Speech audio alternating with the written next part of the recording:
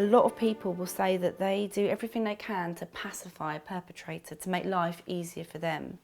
So the idea of speaking out is absolutely terrifying. Domestic abuse can be quite taboo, and a lot of the kind of attitudes around domestic abuse are still quite present today in terms of, well, if it's that bad, why don't you just leave? And there's many reasons why a victim might not feel that they're ready to leave or they can leave. So when somebody is disclosing information, it's because they want to tell you. If they're disclosing, they want help, they want support. They may clam up afterwards. It might be that they tell you and then they're overcome by fear of what they've done.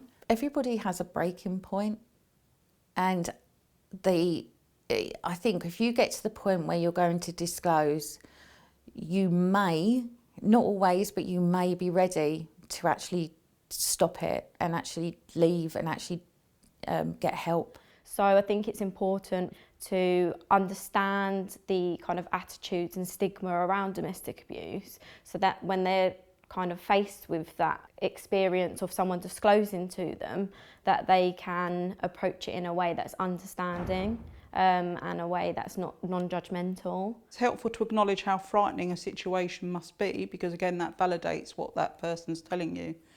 But you know, try not to be shocked and try not to sort of be judgmental and make your own judgments and opinions about, well, you know, for goodness sake, why don't you just run away?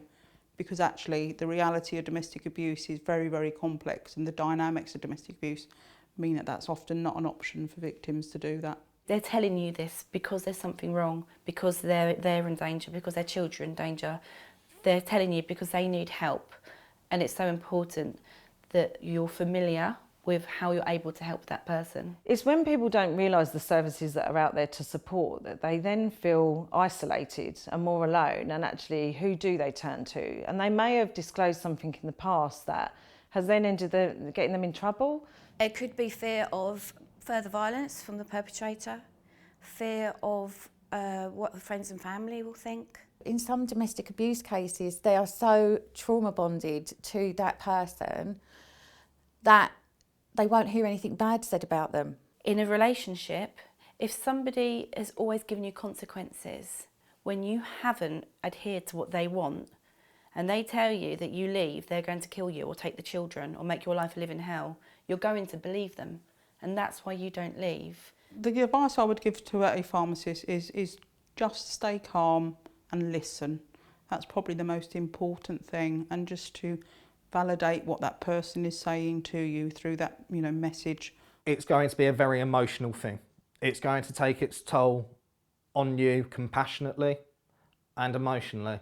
It's about being aware for any shock decisions and disclosures that are made, and it's about you also looking after your own well-being. So again, if somebody's disclosed that, by talking to your safeguarding leads helps you with your own well-being as well. Be that person there for someone to talk to, and assure them that they've done the right thing by talking. You don't need to, you know, be an expert on domestic abuse. You just need to have a listening ear and to know how to follow the correct channels to safeguard that person.